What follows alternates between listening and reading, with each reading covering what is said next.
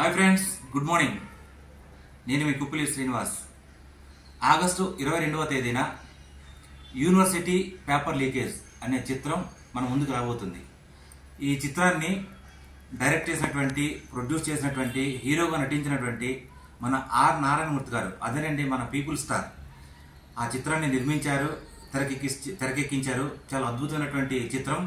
ప్రతి ఒక్క స్టూడెంట్, ప్రతి ఒక్క తల్లిదండ్రులు ఈ చిత్రాన్ని తప్పకుండా చూడాలి. ఆగస్టు 22వ తేదీన మన పీపుల్ స్టార్ ఏ సినిమా చేసినా కూడా ప్రజలకి ఉపయోగపడే సినిమా చేస్తారు. అతను ఎప్పుడు కూడా డబ్బు కోసం, తన స్వార్థం కోసం, తను ఏదో సంపాదించాలి అనేటువంటి ఉద్దేశంతో ఎప్పుడు కూడా ఏ సినిమా కూడా చేయలేదు.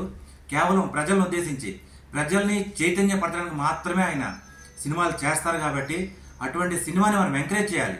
మన జీవితాలు బాగుపడతాయి అతని సినిమాలు కానీ చూస్తే. విద్యార్థి లోకానికి చాలా ఉపయోగం. అంటే ఆ యూనివర్సిటీ పేపర్ లీకేజ్, ఆ యూనివర్సిటీలో చదువుకున్నటువంటి విద్యార్థుల యొక్క భవిష్యత్తు ఏంటి, ఆ పేపర్ లీకేజ్ ఎట్లా అయింది, చదువుకుంటే పిల్లల పరిస్థితి ఏంటి, చదువుకపోతే పిల్లల పరిస్థితి ఏంటి, తల్లిదండ్రులు ఏ రకమైనటువంటి వ్యయ ప్రయాసాలకు లోనై తన పిల్లల్ని చదివిస్తూ ఉంటారు.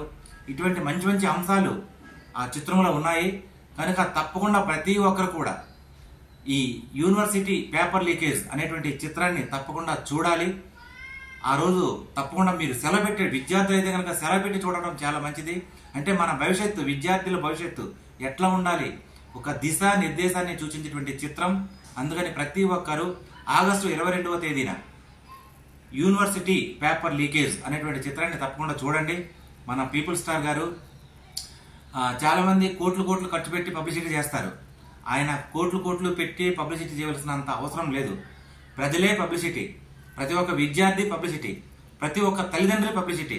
అందుకని మనకు మనంగా పబ్లిసిటీ చేసి ఆ యొక్క చిత్రాన్ని ప్రజల్లోకి చేరే విధంగా మన అందరి బాధ్యత తీసుకొని ప్రతి ఒక్కరు కూడా షేర్ చేయండి. షేర్ చేసి ఆ సినిమా చూస్తే డబ్బుల కోసం కాదండి, ప్రజల్లో చైతన్యం కోసం ఆయన సినిమా చేశారు. మనం అందరం చూసి విద్యార్థి లోకాన్ని ముందుకు నడిపించి, తల్లిదండ్రులు తన కష్టాలు ఇవన్నీ మర్చిపోయేలాగా ఆయన సినిమాలు చేస్తారు. కాబట్టి తప్పకుండా ప్రతి ఒక్కరు మీ సినిమాని చూద్దాం, ఆదరిద్దాం. అందరికీ కూడా షేర్ చేయండి. Thank you very much.